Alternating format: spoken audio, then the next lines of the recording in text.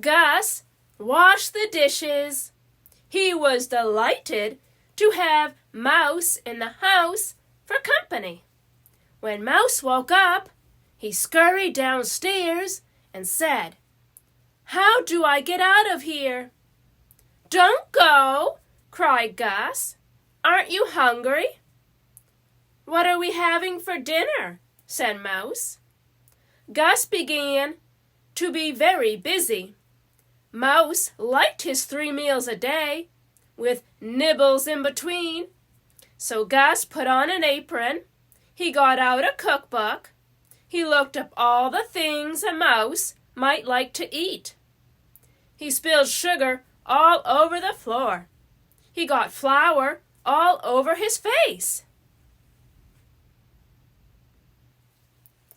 He burned his fingers, but he made macaroni and cheese and cheesecake. He whipped up cheese soup and cheese sauces. He baked cheese bread and cheese biscuits, cheese popovers and cheese pie. Mouse never had time to help. He was so busy with various matters, but Gus didn't mind. Mouse grew plump on cheese sauce. At night, when it snowed, Mouse read to Gus by the fire. Sometimes they played the checkers. Sometimes they popped corn. Firelight flickered on the old window panes, and smoke curled up the chimney. No one was near to notice. But at last the snow melted and the sun grew warm. The buds on the apple trees swelled. The lilacs burst into bloom. And one day a car drove into the yard. The Scotts were back. When Mouse heard Susie and Sammy running through all the rooms, he ducked into the hole in the wall and rushed to the attic. When he peeked out of the mattress, he saw his friend Gus. He cried angrily, "I'll scare them away." "Why?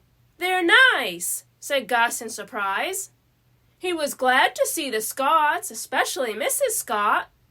But Mouse had been so happy in the house, with Gus's cooking and everything, that he was furious to think the Scotts had come and spoiled it. Gus couldn't cook with Mrs. Scott in the kitchen, so Mouse scampered down to the parlor when the Scotts were playing checkers.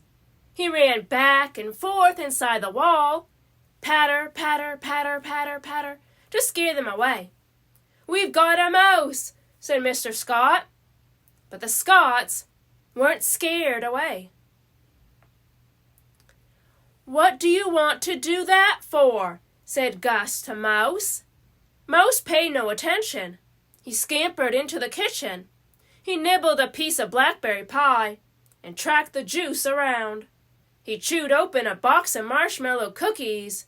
He spilled some tapioca. "Behave yourself," said Gus. Mouse scampered into the bedroom and chewed a hole in a pillow for good measure, but the Scotts weren't scared away. So Mouse scurried up to the attic after the Scotts were in bed and stamped about over their heads, making all the noise a mouse could possibly make. Finally, Mr. Scott said, "I'll set a mouse trap." The next day, Mouse saw a new thing in the attic and smelled something good. He was so hungry, his nose quivered. He crept closer and closer. "Keep away!" cried Gus.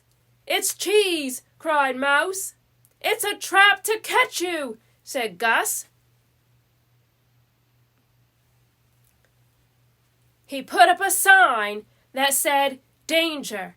When Mr. Scott didn't catch Mouse, he set another trap. Then another. Gus kept putting up signs that said, "Beware." "Why can't you folks get along?" cried Gus.